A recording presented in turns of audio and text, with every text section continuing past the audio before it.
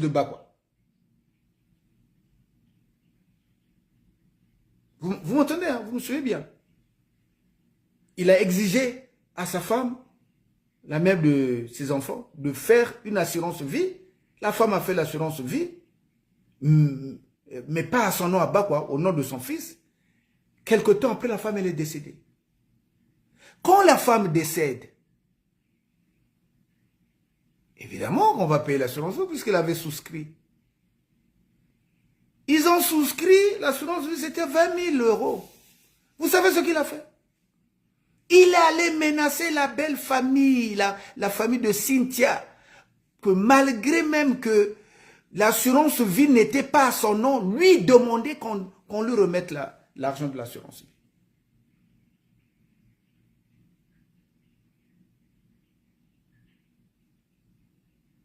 Et Dieu merci, ça n'a pas fonctionné parce que l'ex de Cynthia, son mari, c'est aussi un costaud qui est dans, entre guillemets, on va dire un brigand. Mais quand je dis brigand, yanké dans le sens du congolais, yanké, donc quelqu'un on ne peut pas manipuler. C'est le monsieur-là qui l'a menacé. Il dit,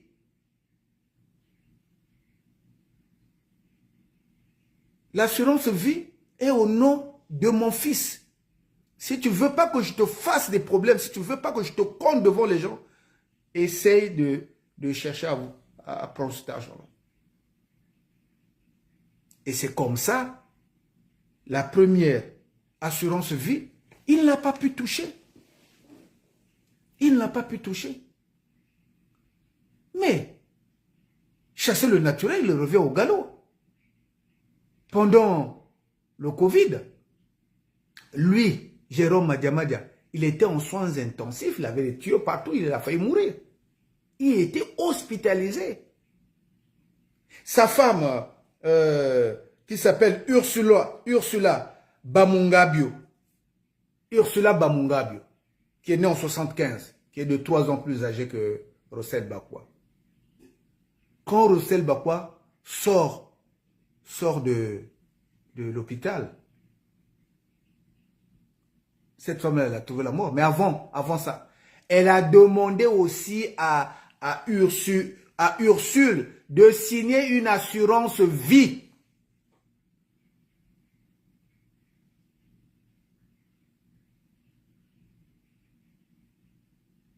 La défunte là, avant qu'elle ne meure, Ursule Bamungabio, née en 1975, hein, elle a signé l'assurance vie sur injonction de Rossel Bakwa. Et la femme, en est morte.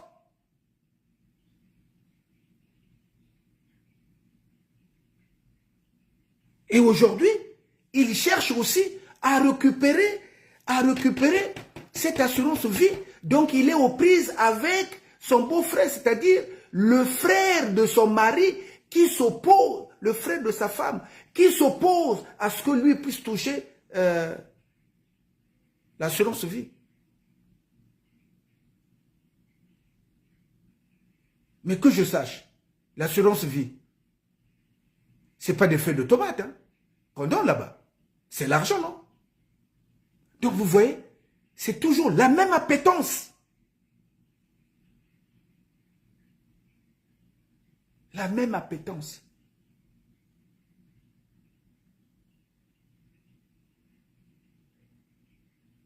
Donc, ici, la moralité, c'est quoi? Les couples congolais, là, les jeunes couples ou les vieux couples, là, si ton mari te demande de signer une assurance vie, il faut refuser. Il faut refuser de signer une assurance vie, surtout si tu dois le mettre au nom de ton mari. Vous voulez signer une assurance vie, vous n'avez pas le choix, vous voulez signer une assurance vie. Mettez le nom d'un membre de votre famille. Autant aussi pour les hommes. Si ta femme de la maison te demande de signer une assurance vie, il faut réfléchir à plusieurs fois. Parce que dans cette histoire d'assurance vie, nous avons vu sur TF1, il y a eu des reportages. Il y a même un Maghrébin qui a qui a fait signer des assurances vie à presque 5 ou 6 copines comme ça. C'était devenu son job. Il s'amourachait avec une femme, tout de suite, il le proposait au mariage, il signait l'assurance vie, et les jours qui suivaient, la femme disparaissait. Donc c'est très dangereux, quelqu'un qui vous dit, viens signer l'assurance vie, et que tu mets son nom, il y a de fortes chances qu'il va te pousser vers le suicide ou vers la mort pour toucher cet argent. Faites très attention.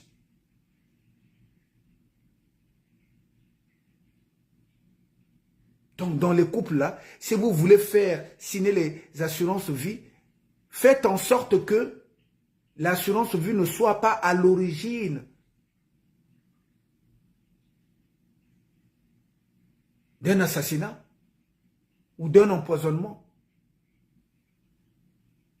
ou d'un enrichissement illicite. Parce que connaissant le comportement de ce garçon-là, de Jérôme Madiamadia,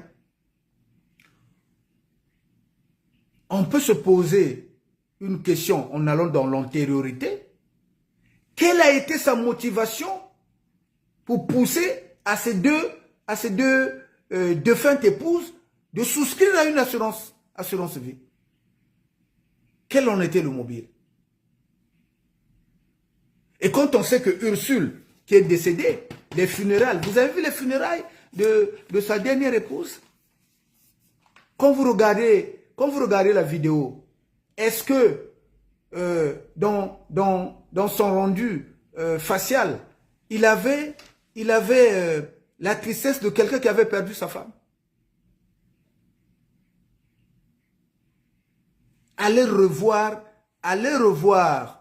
ce film-là où ils sont, je sais pas, dans une limousine, là.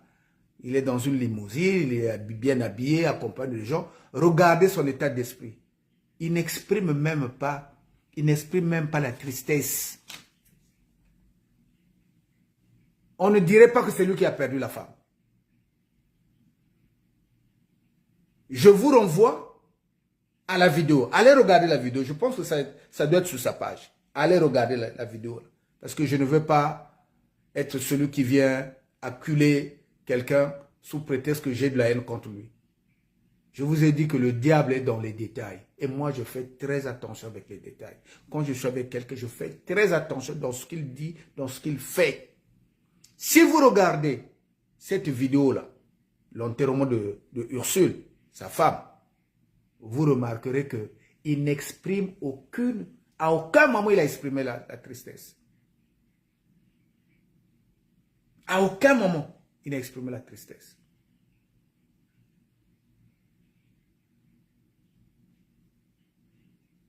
Et ça, quand vous apprenez qu'il a demandé à la dame de signer une assurance vie, on peut se dire que cette demande était motivée juste pour des gains financiers, pour avoir de l'argent. Et des sous, croyez-moi, qu'il ne va pas utiliser à bon escient. Les sous serviront à quoi? Ben, dès qu'il a les sous, il fait la fête. Il va dans les milieux huppés. Il se prend en photo, il fait des vidéos pour montrer qu'il a une belle vie. Mais une fois que l'argent finit, il disparaît des réseaux sociaux, il est à la maison. Jusqu'au jour où il va encore trouver de l'argent pour réapparaître. Donc, il a toujours fonctionné comme ça. Il a toujours fonctionné comme ça.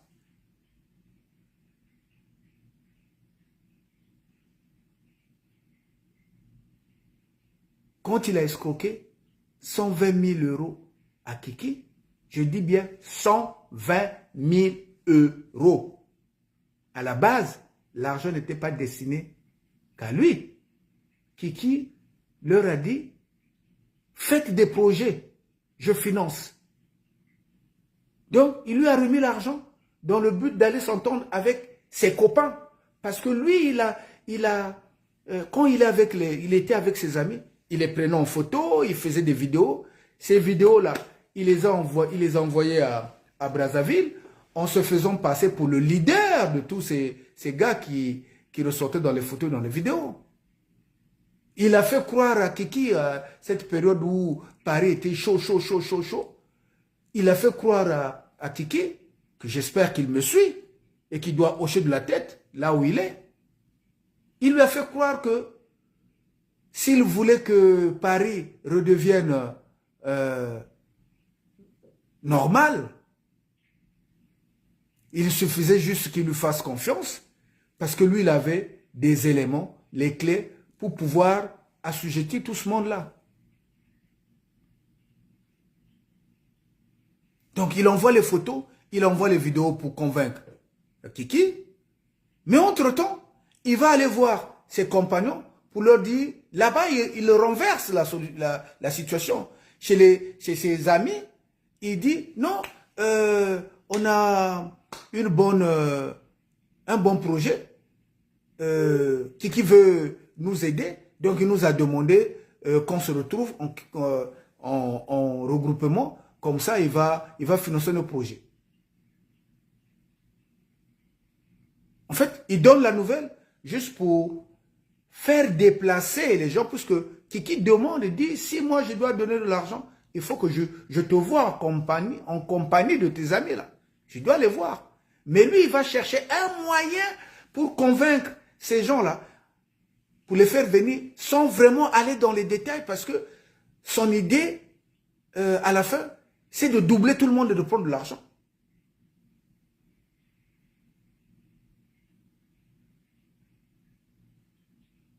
Donc, quand Kiki le rencontre avec ses amis, ils sont fait une petite discussion. Le temps où les amis sont partis, lui, il revient à charge pour demander le décaissement. On décaisse l'argent, il est tout seul. Il ne dit pas aux autres qu'il a reçu l'argent.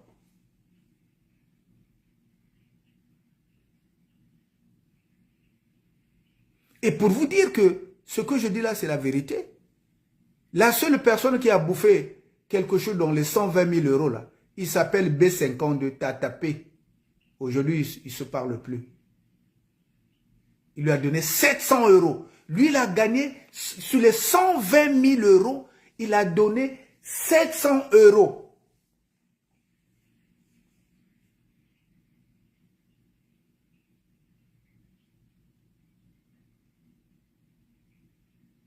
Et quand le bruit est arrivé auprès de Kiki, Kiki s'est énervé.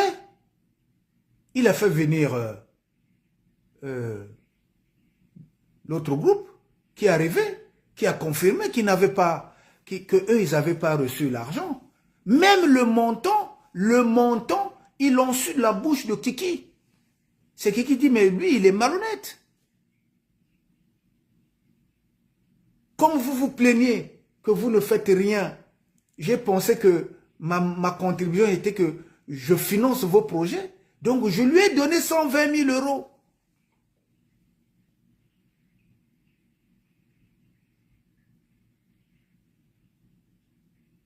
Depuis ce jour-là qu'il a pris les 120 000 euros, demandez-lui s'il a déjà rencontré encore Kiki.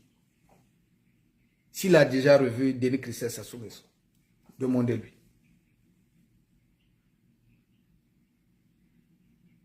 Mais aujourd'hui, si vous lui demandez où il a mis les 120 000 euros, il n'y en a plus. Hein. Il n'y a plus rien.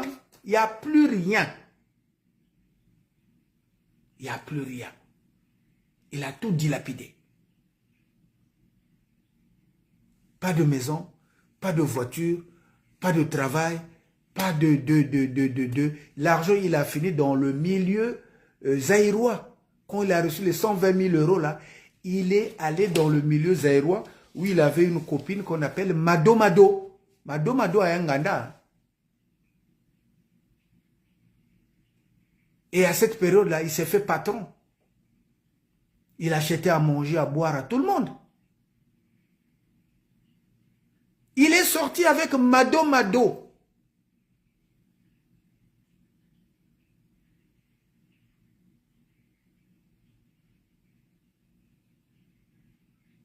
Mais aujourd'hui, demandez-le s'il va chez Mado là-bas. Demandez-lui s'il va, il continue toujours à aller chez Mado là-bas.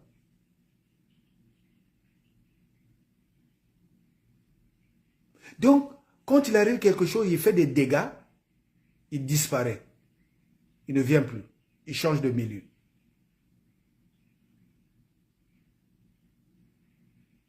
Et il a toujours fonctionné comme ça. Je vous donne encore un autre exemple. Pour se faire de l'argent, vous le voyez souvent à l'ambassade du Congo. Ça, ici, j'attire l'attention des employés de l'ambassade. Maintenant, je vais vous dire pourquoi. Ça fait longtemps, et c'est ce que je vous dis, il a déjà posé ces actes-là par le passé. Il est passé dans les mailles de filet. Vous n'avez vu que 2 feux dans cette histoire-là. Parce qu'il a donné des passeports et des papiers congolais à des sujets de la RDC. Lui.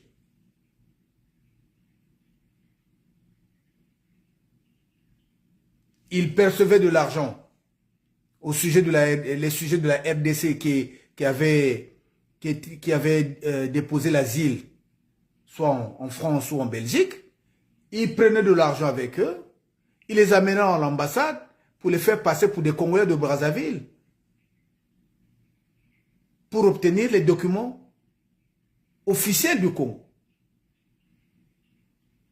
Il l'a fait, il l'a fait. Il l'a fait. Ce que je vous dis là, ce n'est pas un mensonge. Il l'a fait. Et il continue de le faire. Quand vous voyez qu'il fait la pub, non, on vous fait des passeports, on vous fait des passeports. Parce que chez les gens, ils disent que lui, il a des entrées à l'ambassade, vous avez des difficultés de faire le passeport, il va faire le passeport. Mais le passeport là, il ne le fait pas gratuit, il vous demande d'abord de l'argent. Il a pris de l'argent auprès des gens à qui il a promis de faire les papiers. Les papiers ne sont jamais sortis, mais il a bouffé l'argent.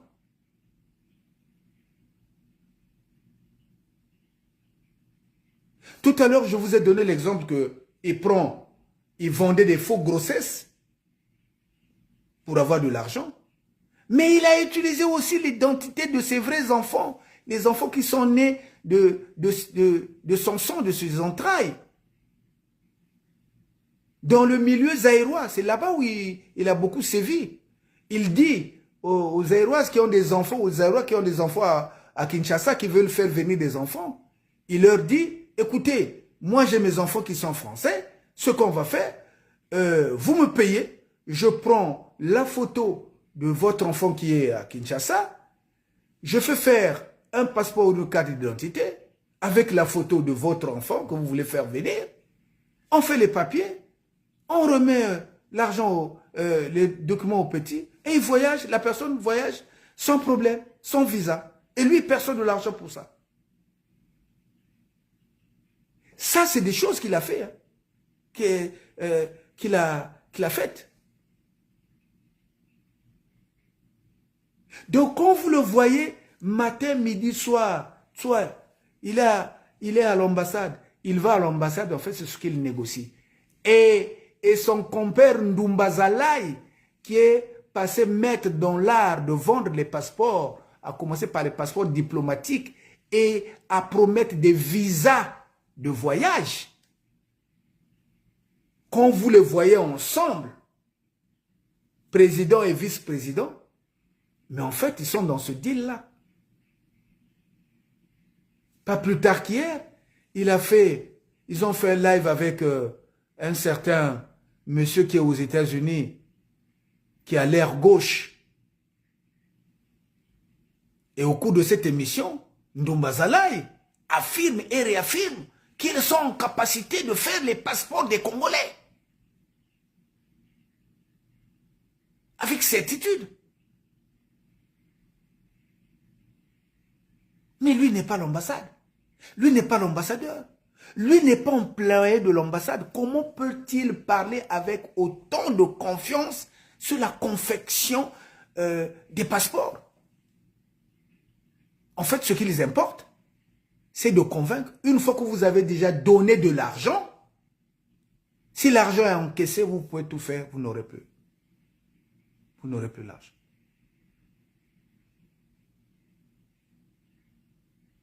Donc la dame qui lui demandait, à Ndumbazalaï en plein live, je veux mon argent. Il a bouffé à cette dame-là 500 €. 500 €. Oui, il promettait un voyage à un membre de la famille de la fille, de la dame. Il a bouffé 500 € qu'il n'a jamais remboursé jusqu'à aujourd'hui.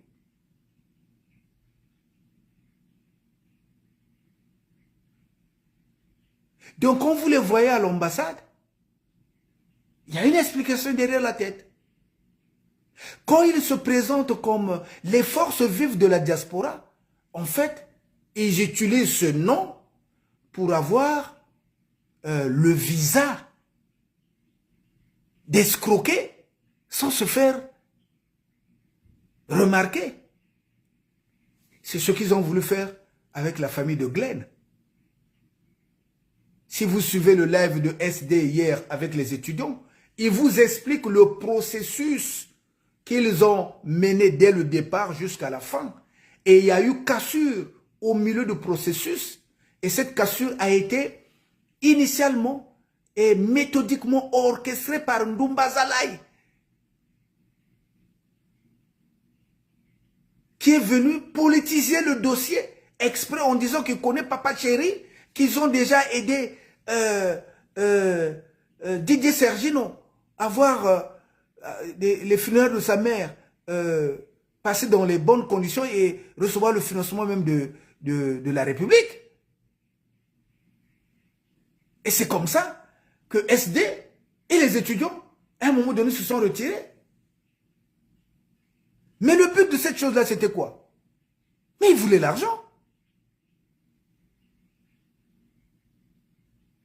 Ils voulaient l'argent. Donc, ils ont conclu un deal entre Ndumbazalaï, Bakwa, Brice Ngoma et le tonitruant avocat non mûr, Missamou, qui n'est pas à son premier forfait.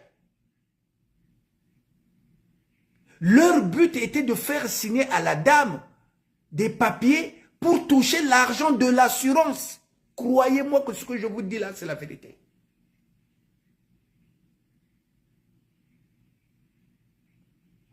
Ils ont essayé d'endormir même la nièce, le neveu de la dame, qui doit s'appeler Gervais. Ils ont essayé de l'endormir. Parce que ce que vous ne savez pas, Ndumbazalaï a fait rentrer, a proposé, a pris de l'argent, une moitié d'argent à Pointe-Noire. Il voulait faire rentrer, je vais dire ça, non, je ne vais même pas dire ça en lingala, je vais dire ça même en français. Tant pis si l'ambassade est au courant, tant pis. Des mineurs, 2 mineurs qui devaient rentrer à Paris sous couvert du deuil de Glenn, se faisant accompagner par la maman de Glenn. Mais qui était à la manœuvre? C'est Ndumbazalaï qui était à la manœuvre avec Jérôme Madiamadia. Et ils avaient déjà perçu une partie de l'argent.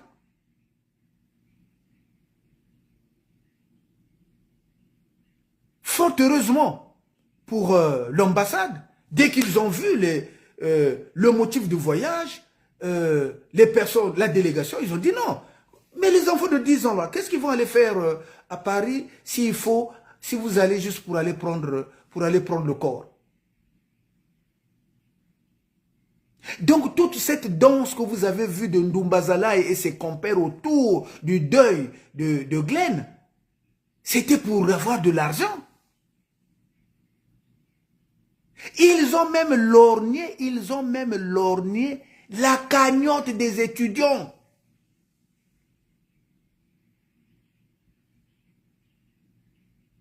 À la fin, qu'est-ce qui s'est passé? C'est que Ndumbazalaï, il a fait de problème à SD, à la dame, à la blogueuse. Je vous renvoie, allez sur le TikTok de SD, la patronne, je pense que c'est comme ça qu'elle s'appelle, parce que c'est juste hier que je l'ai vue. Elle a fait un direct où je suis intervenu hier. Allez suivre les explications qu'elle donne avec preuve à l'appui. Alors que Ndoumba Zalaï et son compère, ils vous ont fait croire que c'est eux qui étaient à la manœuvre pour faire venir la dame, la maman de Glenn, qu'ils ont fait les papiers. Ils n'ont rien fait, aucun document, aucun papier, ils n'ont rien fait. C'est-à-dire qu'ils vous ont embrouillé. Eux, leur attente était que quand tout le monde allait s'éloigner autour de la dame, ils allaient faire signer les papiers par voie de l'étude de maître Philippe Missamo, l'escroc. Et une fois que l'argent de l'assurance allait tomber, ils se partageaient le butin en prétextant peut-être publiquement que c'était la part qui leur revenait pour tout le travail qu'ils avaient fait. Je donne un exemple de l'escroquerie de maître Missamou, puisque je le titille, il ne veut pas rentrer. Donc moi, je veux qu'il réagisse. Je vous donne un exemple. Je crois que dans les années 2013, Thierry Mongala a eu des problèmes sur la place de Paris avec des Congolais, dont notamment Rossel Bakwa. Je parle sous le contrôle du ministre Thierry Mongala. Et le procès s'est tenu à Rouen. L'avocat de Rossel Bakwa, c'était qui? Son cousin, Maître Missamo. Mais vous savez ce que Maître Missamo a fait? Pour 15 000 euros que promettait de payer le ministre Thierry Mongala, Maître Philippe Missamo a abandonné son cousin pour aller défendre la partie adverse, c'est-à-dire Thierry Mongala. Ce que je vous dis là aussi, c'est vérifiable. Rossel Bakwa a perdu ce procès contre le ministre. Il était condamné, je pense, à 6 mois. Hein, je pensais à 6 mois. Et à combien? Attendez, je vais voir les...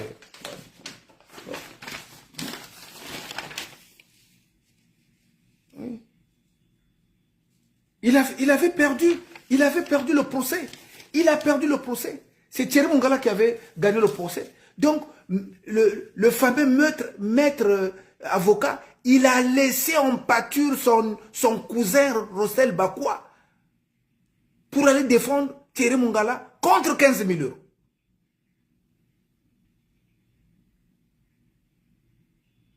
On est toujours dans la même logique, hein, du gain facile, n'est-ce pas? Parce que je pense dans de telles circonstances, ce n'est pas l'argent qui prime, c'est la loi du sang quand même. La consanguinité n'a pas de prix. En tout cas, si j'étais à sa place, je défendrais un membre de ma famille contre n'importe qui, fût-il Crésus.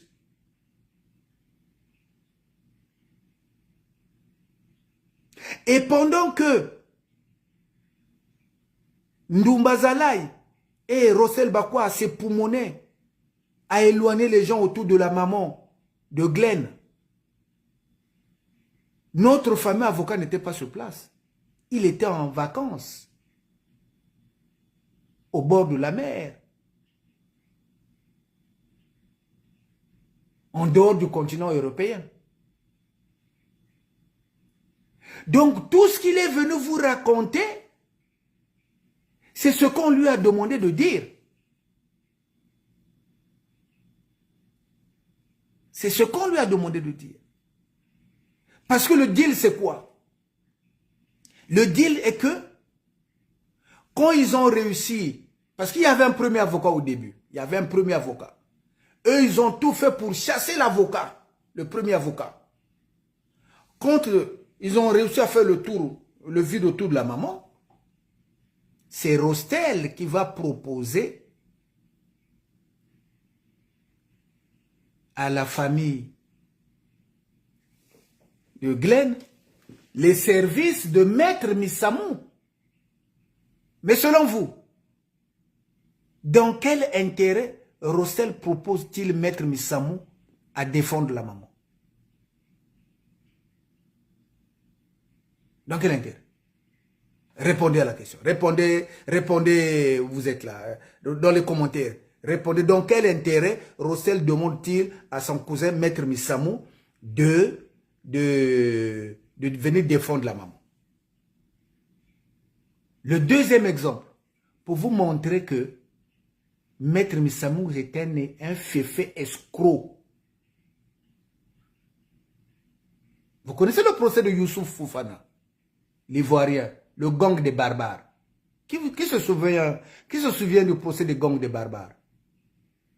Qui se souvient du procès du gang des barbares? Savez-vous quel était l'avocat de Youssouf Fofana, l'Ivoirien, qui l'a défendu? Vous le connaissez? Celui qui faisait la une des médias ici. C'est Maître Missamou qui est allé voir la famille de Youssouf Fofana. Écoutez-moi bien. Il a vu la famille de Fofana.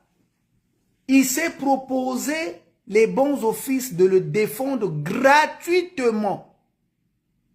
Il a dit à la famille, comme c'est un Africain, comme moi, je veux le défendre gratuitement. Donc, vous ne payez pas, je le défends. Et sur cette base, la famille était d'accord. Donc, Maître Missamou, il a fait ce qu'il a pu faire. Or, derrière cette idée-là, derrière cette proposition, il y avait deux éléments cachés. Le premier élément, il a voulu se servir de cette histoire pour avoir la visibilité. Parce qu'en pareille circonstance, être l'avocat de Youssouf Fofana, mais vous avez la lumière, les médias qui sont braqués sur vous.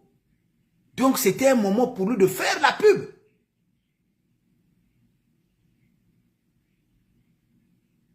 Et la famille de Youssouf Fofana a pensé que cela est parti d'un bon sentiment. Mais vous savez ce qui s'est passé après le jugement? Quand Youssouf a été condamné, tout ça, le procès fini. Maître Missamou, sans honte, je vous dis, les escrocs n'ont pas honte, est allé revoir la famille de Youssouf Fofana pour demander 9 000 €. Il a demandé 9 000 € de honoraires à la surprise générale de la famille de Fofana. La famille a dit, mais maître, on ne vous avait pas appelé. Vous vous êtes proposé de défendre Youssouf Fofana sur la base du bénévolat. Ce qui a fait que nous avons accepté, qu'on vous a donné le quitus de le défendre. D'où vient-il que maintenant, vous venez nous parler de 9 000 € que nous devons payer des frais d'honoraires? Il a fait ça, mes amis. Il a fait ça, Maître Missamou.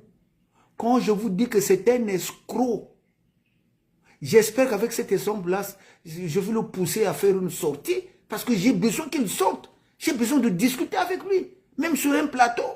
Parce que ici, j'ai des exemples de ces victimes dans le milieu congolais. Aussi, des gens qu'il a escroqués. Vous êtes sans oublier que c'est le même Maître Missamou qui s'est fait passer pour l'avocat des disparus du beach. Et qu'à ce titre, il a fait du chantage au gouvernement congolais.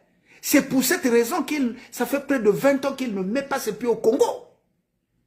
Parole de Mangaba, vous pouvez me croire. Vous pouvez me croire, le gouvernement est là. Les membres du gouvernement sont là. Qu'ils vous disent si ce n'est pas vrai que Maître Missamou a fait le chantage aux membres du gouvernement dans l'affaire des disparus de Beach.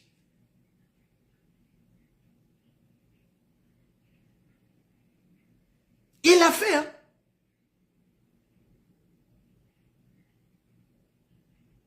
Il l'a fait.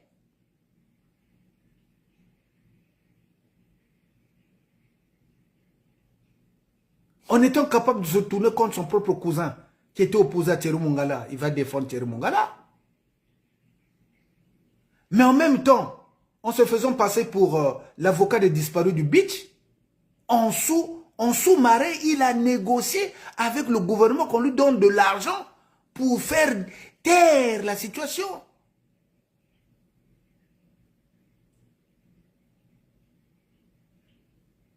Donc, mes chers amis, quand je dis que c'est un avocat escroc, certains se sont dit, ah non, mais Mangamba, il n'a rien à faire, c'est de la jalousie. C'est parce que c'est le cousin de Bakwa, c'est pourquoi il est en train d'inventer des trucs comme ça. Mais ça, je ne l'invente pas. Vérifiez. Ceux qui ont des entrées dans le gouvernement du Congo-Brazzaville, demandez. Demandez qu'est-ce que le gouvernement du Congo-Brazzaville pense de Maître Missamou. Demandez.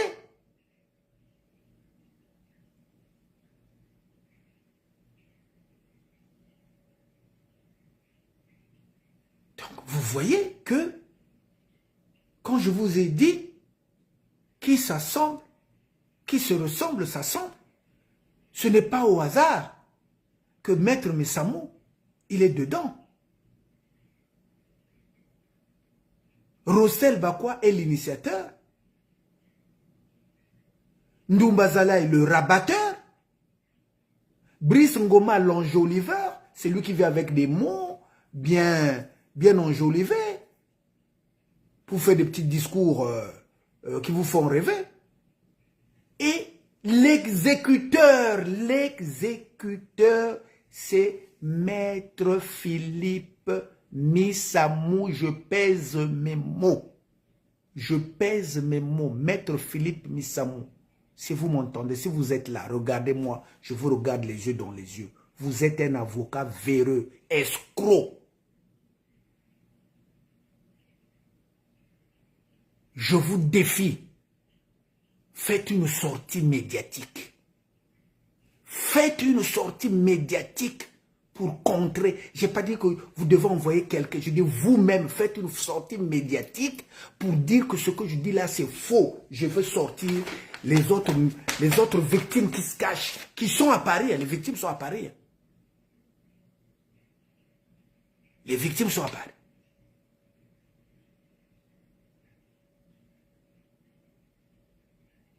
Donc, mes chers amis, c'est pour cette raison que j'ai attiré votre attention, que j'ai dit, peuple congolais, de gré ou de force, Maître Missamou ne doit pas défendre le dossier de Glenn Nganswa auprès de l'assurance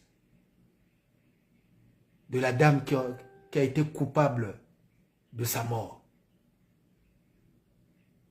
Et je dis ici, séance tenante, le Congolais qui se déporte aller à l'étude de Maître Missamou pour qu'il soit son avocat.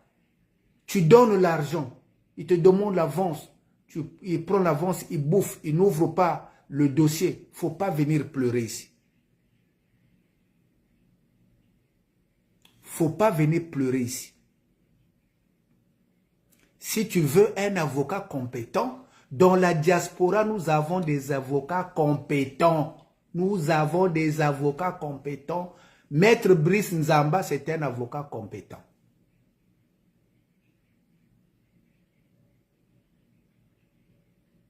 Il y en a plein. Cherchez dans la diaspora, vous allez trouver des avocats compétents qui n'ont jamais bouffé l'argent, qui n'ont jamais été au cœur des situations rocambolesques, qui ne puent pas la malhonnêteté. Mais fuyez comme la peste, fuyez comme la peste. Maître Philippe Missamou, il faut le fuir. C'est un escroc, s'il prend votre argent, il ne va pas vous le rembourser.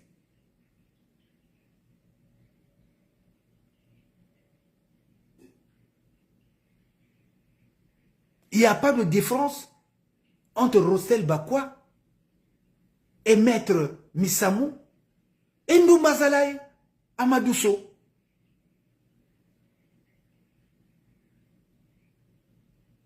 Ils font la même chose. Ndoumba Zalaï, ils ont fait le chantage. J'ai d'eau pour avoir de l'argent. Je vous expliquais. Maître Missamou lui-même a fait le chantage au gouvernement congolais pendant qu'il était avocat des disparus du Beach.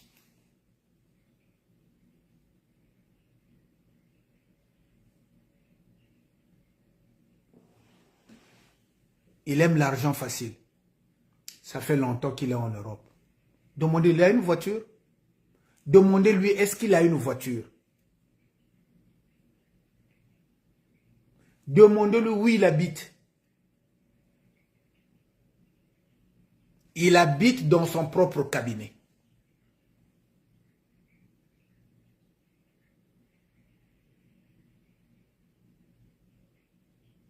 Maître Missamou, si ce que je dis c'est faux, faites une sortie médiatique. Dites, Mangamba, vous n'êtes pas sérieux. Ce que vous venez de dire là, c'est faux. Donnez-moi des preuves. Je vais vous donner les autres preuves qui restent. Parce que je ne peux pas tout dire. Parce que si je dis tout, ça n'a plus de sens. Au moins, je vais vous tenir là. J'ai mis ma main à votre cou.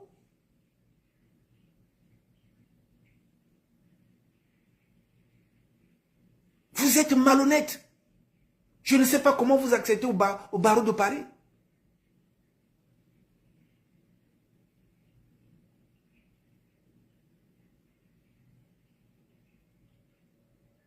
Je ne sais pas comment.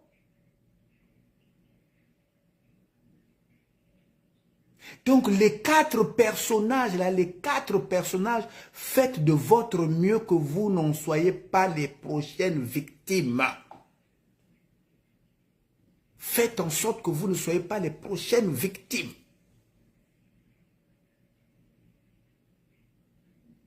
Pour l'argent, Rostel Bakwa a prêté ses papiers à quelqu'un pendant 15 ans. Ça fait plus de 15 ans que quelqu'un travaille avec ses papiers. Je vous donne son vrai nom à l'état civil. Il est né le 2 février 1978. Fils de Bakwa Blaise. Profession magasinier. Regardez son acte de naissance. Dans l'acte de naissance de Rostel, la profession de son père, c'est magasinier. Et de Ntela Yanzi Pierrette, aide-soignante.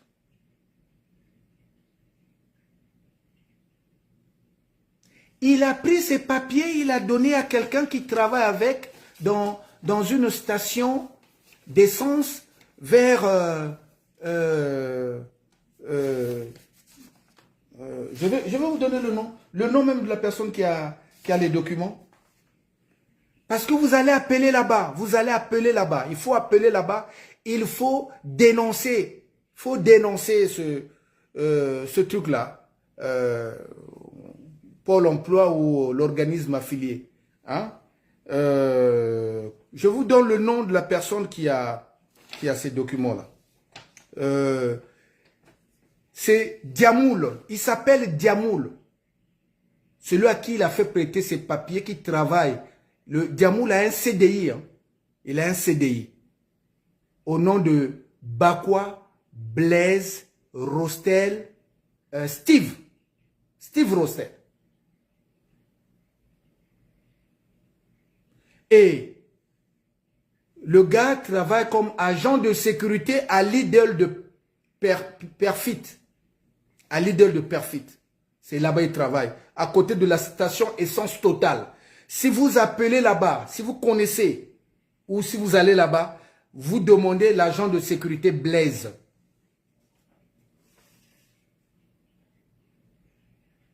Il travaille avec les papiers de Rostel Bakwa.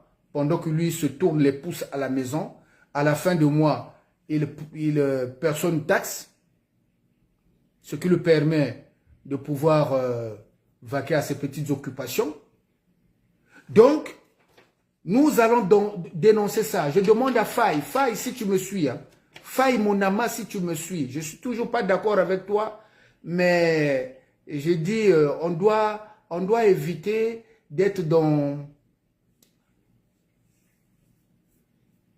les trucs où, quand tu n'aimes pas quelqu'un pour une affaire, tu veux plus l'aimer pour tout. Tu n'es pas comme mauvais, parce qu'il y a des choses que tu fais, je suis d'accord. Donc, je demande à Faye Monama et à tous les détracteurs de Rostel Bakwa, il faut dénoncer cette chose-là. Il a prêté ses papiers à quelqu'un qui est en CDI. La personne s'appelle Diamoul.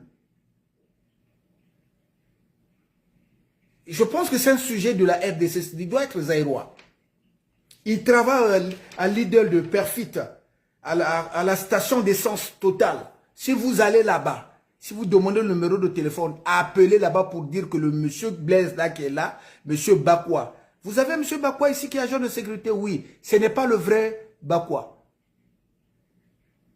Dénoncez ça, il faut dénoncer. Parce que moi-même, je veux rentrer dans cette histoire-là. Je veux faire en sorte que moi, je vais appeler aussi.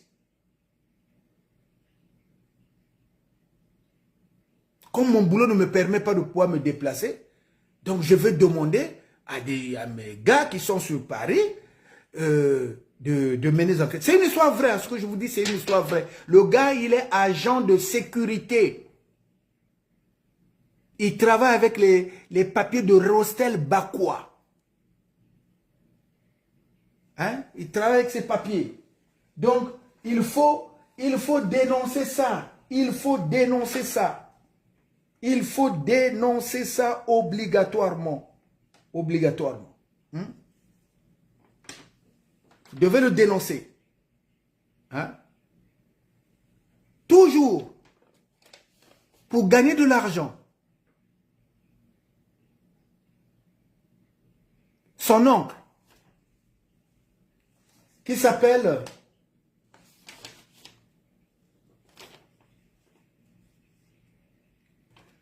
je cherche le nom de son oncle.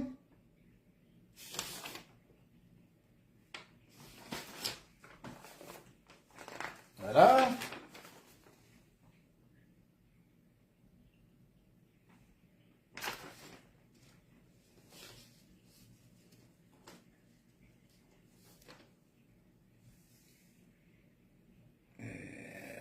J'avais souligné. Un instant.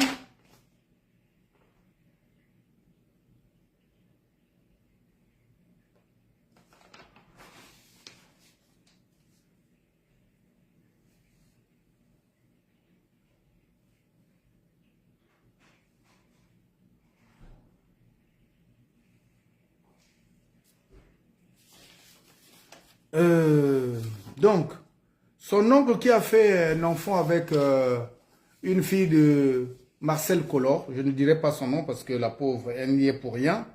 Je suis désolé de devoir parler de cette histoire-là. Son oncle s'appelle Mpassi Félix. L'oncle de Rostel Bakwa s'appelle Mpassi Félix. Et Mpassi Félix a fait un enfant avec une des filles de Marcel Collor. Cette fille a habité en Côte d'Ivoire. Et son oncle avait envoyé Bakwa pour aller la chercher, pour la faire rentrer en France. Donc, quand son oncle fait un enfant avec la fille de Marcel Collor,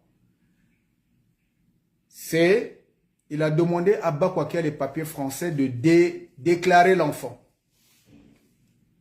Donc, c'est Bakwa qui a déclaré l'enfant. Et l'enfant, au moment où je vous parle, il joue à Bordeaux.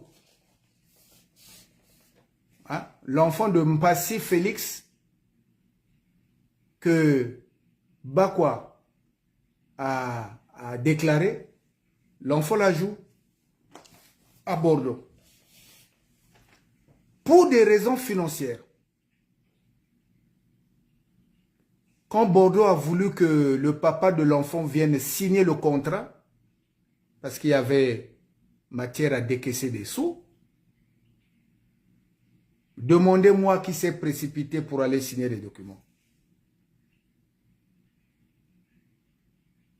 C'est Bakwa qui allait signer les documents. Ce qui était normal puisque c'est le papier, c'est lui qui est le papa. Mais quand il est arrivé là-bas, il a cherché à doubler son oncle pour encaisser les sous qui étaient destinés au papa de l'enfant.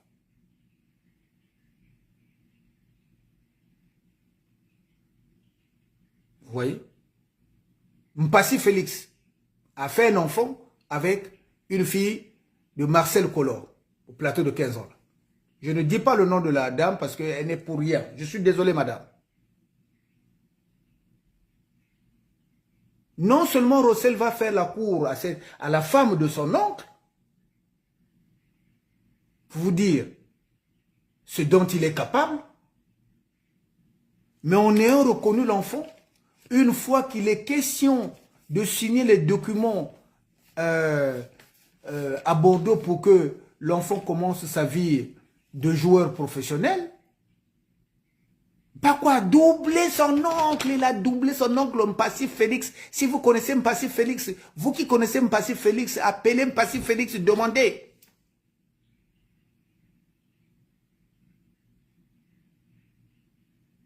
Je vous donne ces exemples-là juste pour vous dire que si avec ses propres membres de famille, Rossel Bakoua n'a pas de retenue pour gruger ses membres de la famille, ce n'est pas avec vous qu'il va avoir pitié. C'est là où je veux en venir.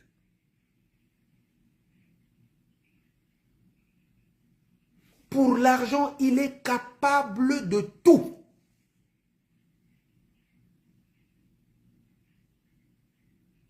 Bon, la question que je vous repose, en ayant dressé le portrait psychologique de ce kidam que nous appelons Rossel Bakoua, est-ce que selon vous, il est en capacité d'être à la tête d'une association? Est-ce qu'il est en capacité d'avoir des responsabilités communautaires? S'il vous plaît, sur TikTok, répondez-moi. Rossel Bakoua, est-il en capacité d'être à la tête d'une organisation, fut-il humanitaire? Je pose la même question ici sur Facebook. Rossel Bakoua, est-il en capacité d'être à la tête d'une association, fut-il humanitaire, en ayant dressé son portrait psychologique? Moi, je dis non. Moi, je dis non. C'est un monsieur qui n'est pas fiable et qui ne le sera jamais. Et je suspecte aussi Ndoumba Zalaï, avec ses papiers de réfugié, de les avoir fait louer à quelqu'un. Donc, il faut mener les enquêtes aussi de ce côté-là. Menez-moi les enquêtes que Ndoumba Zalaï aussi n'ait pas pu prêter ses documents à quelqu'un qui travaille à sa place. Parce que connaissant leur proximité à tous les deux avec Bakoua, certainement ils en ont parlé et que Bakoua va promettre à son ami le gain facile en lui expliquant comment il peut faire. Mais il est certifié que Bakoua, ça fait plus de 15 ans, le monsieur là, qu'on appelle Diamoul, que Diamoul travaille avec les vrais papiers de Rossel Bakoua. Ce qui fait que il y a une fois qu'il devait aller en prison, il avait fait des gaffes, il devait aller en prison. Le juge ne l'a pas mis en prison parce que sur son dossier, il était marqué qu'il travaillait, il avait un CDI. Pour cette raison qu'il n'est pas parti en prison. Donc, mes gars, aidez-moi ou aidons-nous à envoyer ces deux gens-là, ces personnes à aller chercher du travail. Ils ne vont pas continuer à faire louer leurs documents pour que d'autres personnes travaillent à leur place et que chaque soir, qu'ils viennent nous faire leur petit tintamarre qui n'a même pas lieu d'être. Donc, opération Lukelanga Diamoul Diamoul Aza, agent de sécurité dans une station, dans un Lidl, le Lidl qui a Pierrefitte là. Et à côté, il y a une station d'essence Total. Vous allez voir, il y a un agent de sécurité. Si vous avez le numéro de téléphone, vous pouvez toujours faire exprès d'appeler, vous dire, pardon, bonjour monsieur, je voulais parler à l'agent de sécurité, monsieur Bakwa Blaise. Il va vous dire qu'il travaille là. Et si vous avez des informations sur, vous pouvez me contacter inbox. S'il vous plaît, aidez-moi. Menez les enquêtes, si vous avez la confirmation, vous m'appelez inbox et on va se charger de lui. Et ce dossier-là, je le transmets avec beaucoup d'assurance, beaucoup de préjubilation. À faille, mon âme, à faille, il faut me trouver Diamoul là qui se fait passer pour Rostel Blaise Bakwa, Steve Rostel Blaise Bakwa, agent de sécurité. Faut me le retrouver. Parce qu'il doit aller en redressement fiscal, lui. Il faut qu'il fasse face au juge et que cette fois-ci, on va voir si son cousin Philippe Missamou viendra le défendre. Ça sera vraiment intéressant de les voir, de voir un escroc défendre un escroc sur le box des accusés. Et si jamais ça arrive, dès que Maître Missamou arrive sur le box des accusés en voulant défendre Bakwa, nous allons nous-mêmes sortir. Moi, j'ai des documents, des dossiers qui accablent Maître Philippe Missamou. Nous allons